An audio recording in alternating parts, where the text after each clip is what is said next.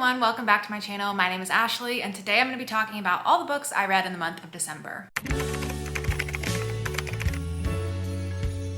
Also, the very first video that I'm filming on my brand new camera. That was my Christmas gift to myself. I have really been wanting a new camera for a long time now, and I've just been saving up and waiting for Christmas and doing so much research to try to figure out what kind of camera I want. I landed on the Sony ZV-1, so that is what we are on right now. Hello, welcome to this new view. It might not even look any different to you. I don't know, we'll see.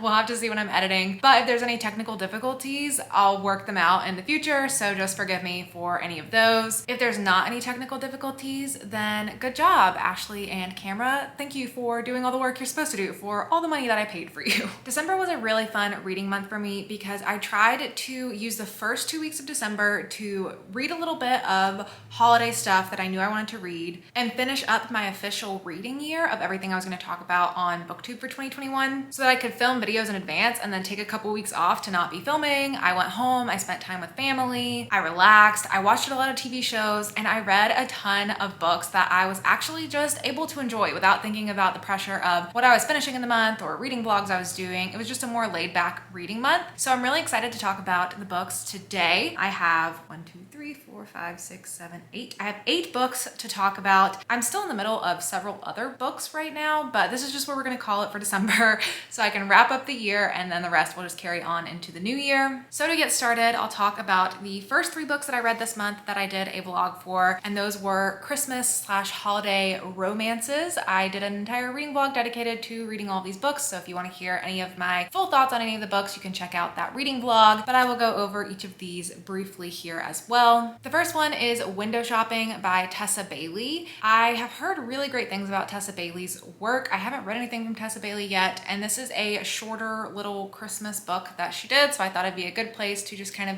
dip my toes in the waters of Tessa Bailey and see what she's all about. This is a story about this woman who is going through a hard time in life, and she doesn't really have a lot of opportunities open to her at the moment. It's Christmas time. She's standing outside of this retail store. She's looking at the window display and she starts criticizing it pretty harshly to the guy who's standing right near her. And it turns out that he's the one who runs the store, and he is amused and kind of impressed at her critique. And so she ends up landing a job here to do the window dressing for the shop for the holiday. They're trying to up their marketing, and that's a good opportunity for her. So she takes the job, and then it ends up developing into a romance between the two of them. And it is very much the grumpy sunshine trope, except she is the grumpy one and he is the sunshine, when typically it's flipped where a man is grumpy and a female is sunshine. What I did know about Tessa Bailey's work is that she is a very smutty romance author, but so many people love it. I'm not opposed to smut. I'm here for smut. I can be here for a good time too. But this book ended up being pretty much just smut. In my opinion, there wasn't enough story surrounding the smut for me. And I also, in romances, it's very important for me to like the characters. I feel like that's a normal thing. If the whole point of a romance book is to root for the characters and them as a couple, pretty important that you like them or relate to them or enjoy them, or, you know, just some kind of interest in the characters. And for me, I did not like the man in this book at all.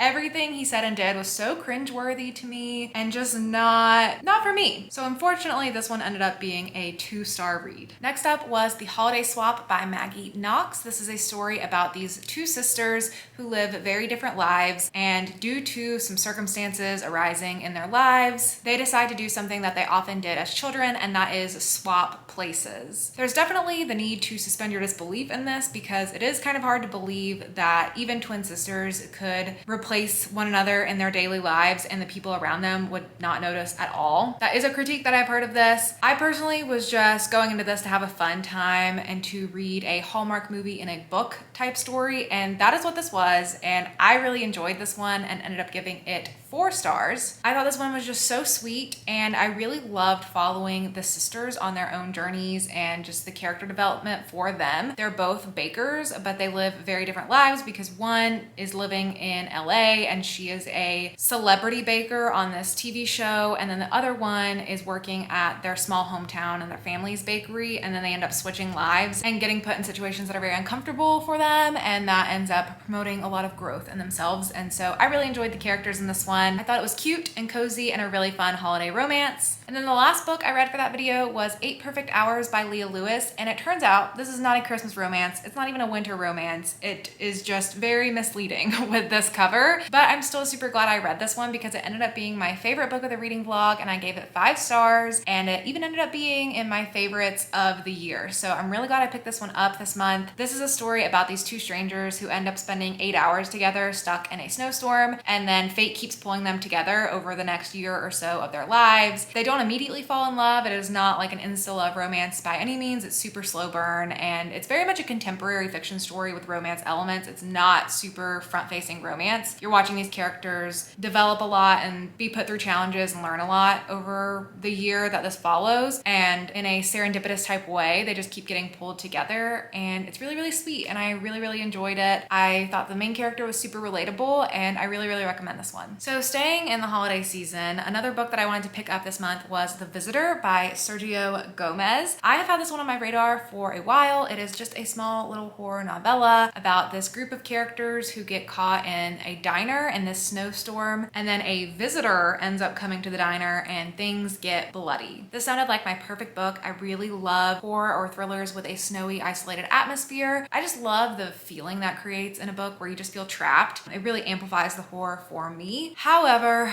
I did not really enjoy this one. It only ended up being a 2-star read for me. It gets going pretty quickly, which I think some people will like, but for me, I wanted to understand the characters a little bit more. I really didn't care about any of the characters. I couldn't connect to any of them. I didn't care who was gonna die next because I just didn't feel like I got enough time to understand them. It is just a very short little book. I read it all in one sitting, so if you're looking for some Christmas horror, this isn't that big of an investment if you want to try it out and see if you end up liking it more, but I didn't really love this one. It wasn't everything I really wanted it to be. And then the rest of the books that I read this month were a mix of mystery thrillers that I was just really excited to check out, and I just had the best time. I am in such a thriller kick right now. There's so many more I want to keep reading moving into January. It is just what I am in the perfect mood for right now. It's just really fast-paced or compelling mystery thrillers. So some of these went well, some of these went not so well. So I'm just gonna go in the order that I have them stacked here, and we'll start with His and Hers by Alice Feeney. I've been super excited to read this one. I actually have owned this for quite a long time. I think I might have bought this pretty soon after it came out. I just never picked it up. It's just been sitting on my shelves for a long time. But after reading Rock, Paper, Scissors this year and really enjoying that by Alice Feeney, I've been more motivated to pick up some of her backlist stuff. This was the most recent thing that came out before Rock, Paper, Scissors, so I was excited for this one in particular. In this story, you're following a man and a woman. The woman is a news reporter for BBC, and the man is a detective, and they end up getting pulled together when a woman gets murdered in this small town. He's investigating it, she's reporting on it, and they both have connections to the murder. This book has a lot of similarities to Rock, Paper, Scissors. I can definitely start to see some things with Alice Feeney's writing style. You have short chapters, you get both perspectives. Both characters have a lot of secrets that are being unraveled. There are secrets to the reader in the way that you are reading things and not sure whose perspective you're reading at times. But I really did not enjoy this one almost at all. I really did not have a good time with this one. I picked this one up physically at first, and I read the first couple of chapters, and immediately I was just really thrown off by the writing style. I don't know if this is something that is similar in Rock, Paper, Scissors and I didn't pick up on it, or if this is just written differently, but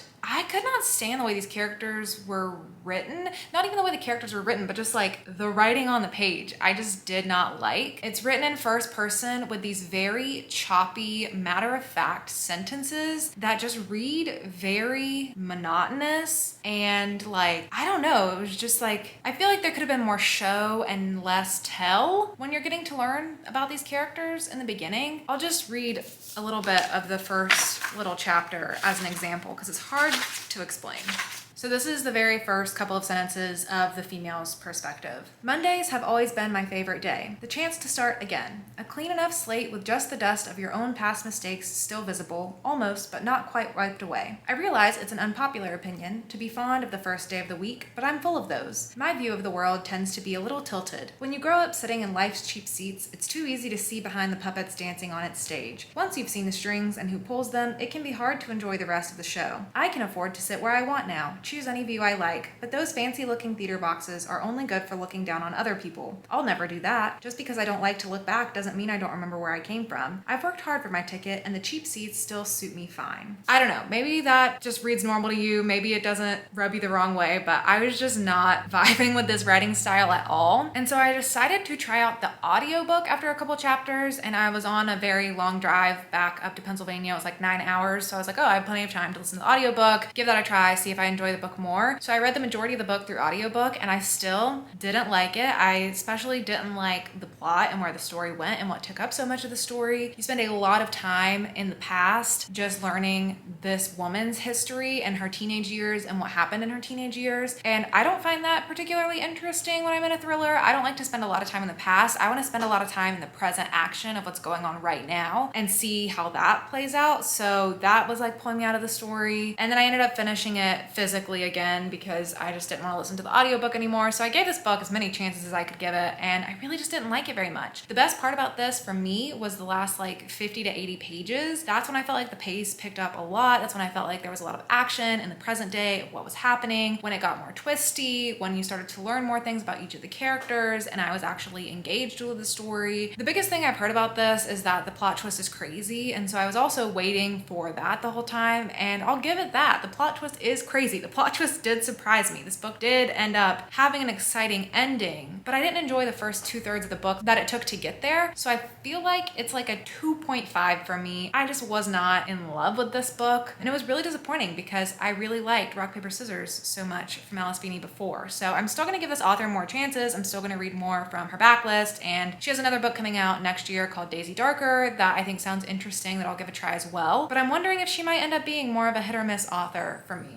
Next up, we have The Last Thing He Told Me by Laura Dave. I ended up picking this one up because it won the Best Mystery Thriller Book of 2021 on the Goodreads Choice Awards. I've had my eye on this all year since it came out. It was a Reese Witherspoon book club pick. People have been enjoying it, but I don't know. I just didn't feel like I was going to love it, and I was very surprised, kind of, that it won. I mean, I'm not super surprised because it was a Reese Witherspoon book club pick, and so those tend to be popular and then end up winning from majority appeal. But anyway, it intrigued me enough to finally pick it up. It's a story about this woman who one day her husband just up and disappears, and he ends up leaving her a note that just says protect her, and she believes that's in reference to his daughter. They had recently gotten married. He has a teenage daughter, so she is the stepmom to this daughter. They don't have the best relationship. The teenage daughter is not super accepting of her, but now they're just left together when they don't know what's going on with the husband. There ends up being this huge like FBI investigation going on that was involving him, so they think he's on the run, they don't know, and they're just stuck together trying to stay safe and figure it out, and figure out what to do from here. I ended up listening to this one on audiobook on my way back home, so I pretty much listened to the entire thing on audiobook. I think I did a little bit physically at the end as well, but I had a pretty good time with this one. I think it was really enjoyable in the audiobook form for a long drive in particular. Kept me entertained, it made the hours go by faster, and I don't think I would have enjoyed it as much if I had read it physically the whole way through, because when I got close to the end and I picked it up physically and was reading it, I was like, oh, I don't know if I would have enjoyed this as much if I had just done this the whole time. So I'm glad I did audiobook version of this. It still ended up only being like a 3-star read for me. It wasn't anything spectacular. It didn't blow me away. It's definitely a little bit more of a drama or literary fiction type story where you're watching these characters grow and come together, and there is a mystery in the background the whole time around what's going on with that guy, and some thrillery things of the action that they get pulled into in the new environment that they are pulled into. But I don't know, overall it wasn't anything special to me. It was like a fun time. I think it would be a good movie. I don't know if this is being adapted, but it just feels like a movie that would have a wide appeal to many people, so I wouldn't be surprised to see this on screen in the future. Is it worth picking up? I guess. It wasn't a waste of my time. Like, I'm not mad at it. It was just fine. Next up, I have a new thriller that just came out, and that is A Flicker in the Dark. Actually, I don't think this has come out yet. I think this is coming out in January, and this was an early release from Book of the Month. But either way, it's a new thriller by Stacey Willingham, and this is being adapted already. I believe it was Emma Stone who is adapting this, so I was super intrigued to check it out. In this story, you're following a woman whose father was a serial killer, and he is put away in prison for that. There was an incident in their town when she was a little girl where all these little girls kept going missing and getting murdered, and her dad was convicted for that. Now she's all grown up and it's happening again, and she gets pulled into the mystery of if it's a copycat, what's going on, who's doing doing it? How is she connected to all of this? What happened in the past? What's happening now? How's it all connected? It's been done a lot. You know, this type of story has been done often in thrillers, but I had a pretty good time with this. I ended up giving it, I think, like a 4-star. I definitely enjoyed it. I think this is this author's debut novel as well, so it wasn't groundbreaking. It wasn't the most amazing thing I've ever read in my life, but I really liked the atmosphere of this one with it being in a small town. I like small town thrillers quite a bit and the atmosphere that creates, so I thought that was enjoyable. I feel like there was just the right amount of characters where there are enough people that you can suspect of being involved for different reasons that you don't automatically know the twist.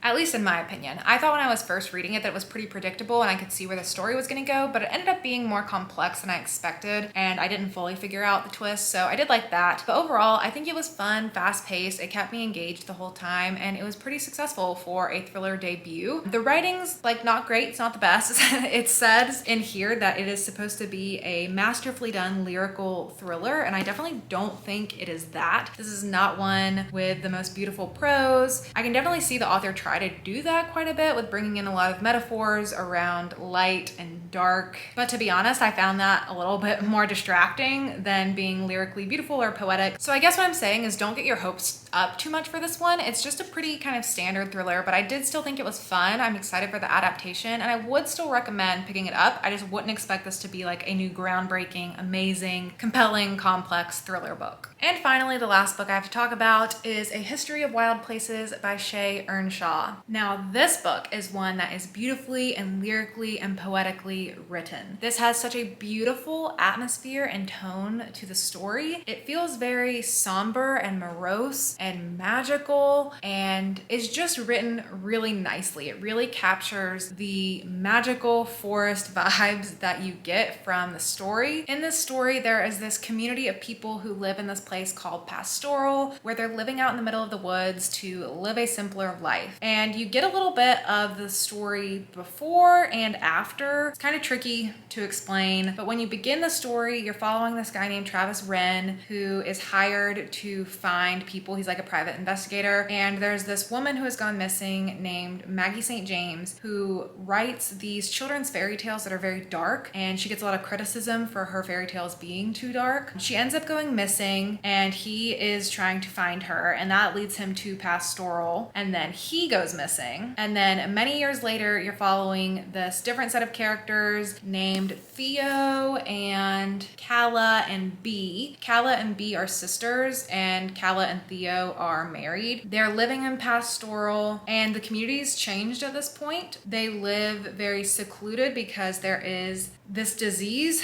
out in the world. I think they call it the rot. I can't remember, but they live very isolated now. The world's not safe anymore. They are afraid to leave or let people come in, so they have people who stand guard. They can see like the forest deteriorating towards them at times, and that's when they worry it's getting too close. They're afraid to like let the rain hit them because they don't want the disease to hit them. So it's a very different kind of dark, creepy vibe at that point. And then there are a lot of secrets that these three characters have and a mystery at the center of the story that they are trying to unravel, but I feel like saying any more is going to give spoilers to the story. Overall, I really enjoyed this one. I thought it was a lot of fun to get caught up in the suspense and the mystery of the story and just try to figure out what's happening. There are definitely things that I thought were a little bit predictable about it at times, but the full twist still caught me off guard and was surprising. It's a little bit of a different twist than what you typically see in thrillers, so I thought that was nice that it was more unique. This ended up being a 4-star for me, not a 5-star, because the beginning is very slow and you spend a lot of time in the beginning with Travis Wren in particular trying to find Maggie, and then that part of the story just goes away once you move into the future. By the end of the book, you definitely understand why it was written that way, but I did find that hard to get into the book because it was spending so much time with that and I wasn't sure where the story was going. So that would be my kind of main critique, is the story is just very slow. But if you like a slow burn mystery with suspense and interesting atmosphere, then I would definitely recommend this one. I think it was super well written, and I know this author has written some YA YA, I think fantasy stuff in the past, so I'm interested to see the future of her work and what she's gonna keep working on next. If she does something like this again, I will definitely be picking it up. So that is it for all the books that I read in December. It ended up being a pretty good reading month with lots of fun reads. My standouts of the month would definitely be A History of Wild Places if you're looking for a slow burn mystery with great writing, and 8 Perfect Hours if you're looking for a contemporary story with romance elements. That is just a really beautiful story.